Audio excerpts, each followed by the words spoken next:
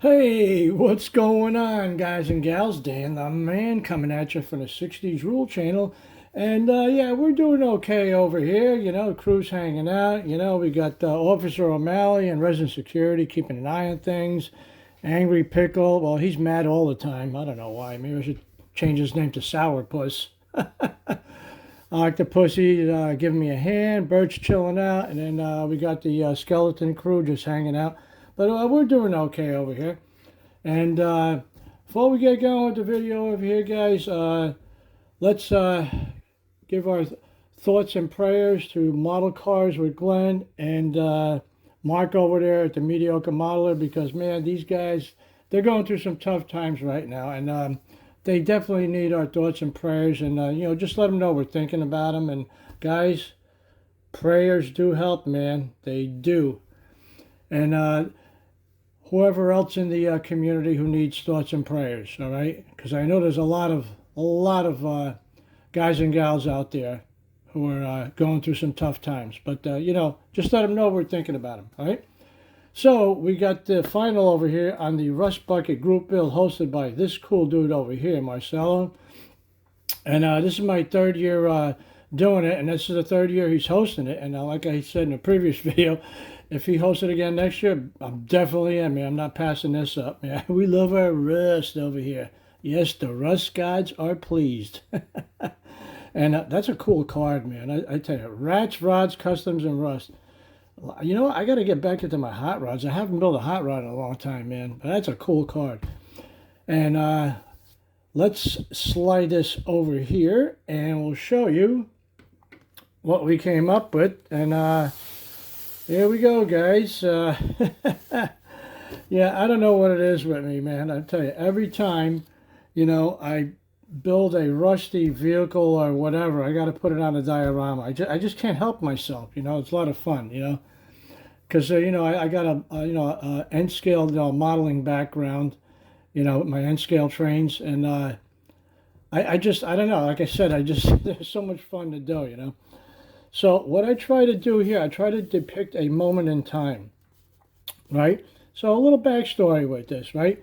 So we got this ambulance over here, and the ambulance corps, they had a building right over here, and after about 10, 11 years, whatever, after the war, they decided to move into a new facility on the other side of town, and they had no use for this because it exceeded its purpose, and it was a little outdated, so they just left it behind the building. And then we got Westmoreland Grocery moved in, and they were there for a couple decades, and eventually they moved out, and then the garage moved in over here, and them too, they moved out and went out of business, and this thing just sits behind this abandoned building, just letting nature take its course, and how many times you seen this, guys? I watch a lot of videos, like these videos on these small towns, they call it small town America. And there's this one couple, they go around to all these different towns, and the population is dwindling, and you go down Main Street and all the buildings are abandoned, but people still live there, but the town's seen better days. And you usually see these abandoned buildings with these cool ghost signs on it. And then, if you look in between the alleyways, you might find a vehicle like this parked there, just sitting there, rusting away, and maybe someday someone will pick it up and restore it. You never know. But for now, it's just sitting back there, and nature's taking its course, So that's what I try to come up with, So I think we did a pretty good job on this. So let me show you what we started with. A $5 bag of parts, guys. this was an expensive build over here. And this was a perfect candidate for this. So we used all our rusting techniques. Show you in a minute what I used on here. And the base over here, this is this insulating foam I showed you guys.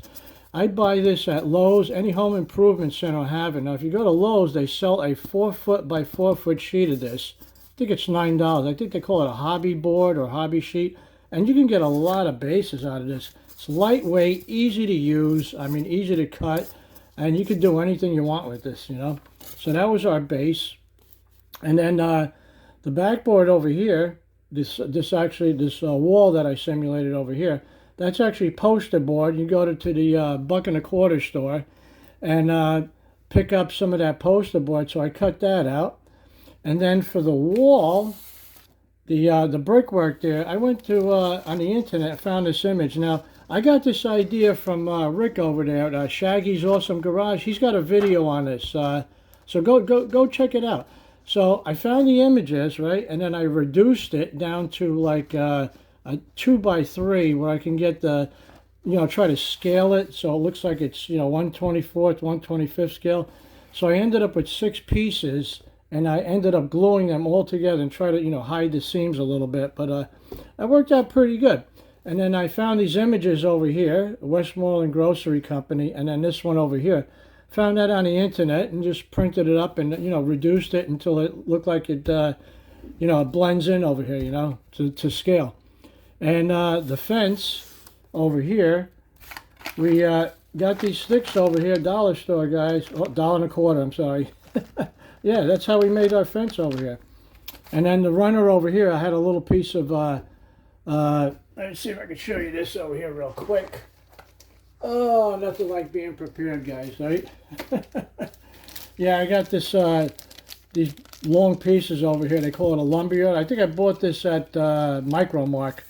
Yeah, this is great for scratch building, you know, any scale you want, right? So we use that for the runner on the fence. So. And what else did we do? Oh, let me take off the stand here.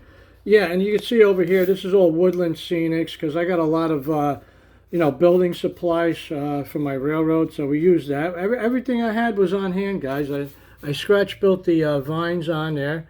That's actually a piece of wire, and we used that Arlen's tacky glue. And we used some of the ground cover from Woodland Scenics. And there's the sign over there. And then we weathered up the bottom of the wall a little bit down there. You can see that.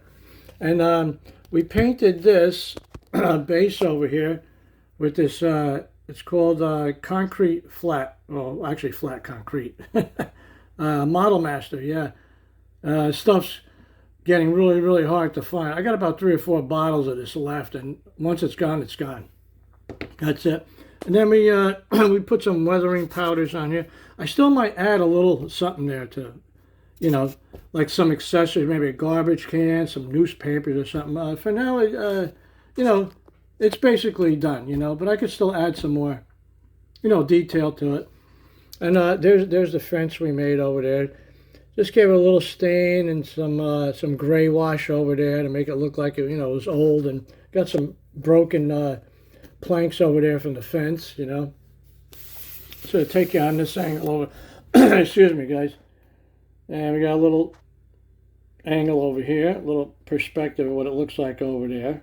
Yeah, put some bushes over there. I think I got that from Army Painter. These little bushes, they come with a little adhesive. You just pull it out and stick it right on your diorama, your layout, whatever you're working on there. And as far as the products go that we used on this ambulance over here, this is what we use, guys, right here, all acrylics. We got Waverly. This is chalk paint, and it's thick and gritty, and that's what I like, because when you're doing a rust, you know, weathering job, you know, you like the texture. You know, it's got texture in it. And then we streaked down some more rust on the side of the vehicle with these Mission models. We got light rust and we got medium rust. And then concrete I showed you. And then finally we ended up with the powders. We got black, you got dark rust, medium rust, and light rust. And that's how we achieved all that streaking on there. And I used some of the powders too on the base over here. But yeah, I didn't glue it down, guys, so it's just sitting there. I tried to flatten out the tires. I really didn't do it the correct way. I think the correct way would be to heat these up with a heat gun or a cigarette lighter, you know, and get them real hot, and then put a metal piece of you know, metal under it to flatten it out, like a putty knife or something. But I just cut them down and make it look like they were, you know, flat, you know. And then we got cracks in the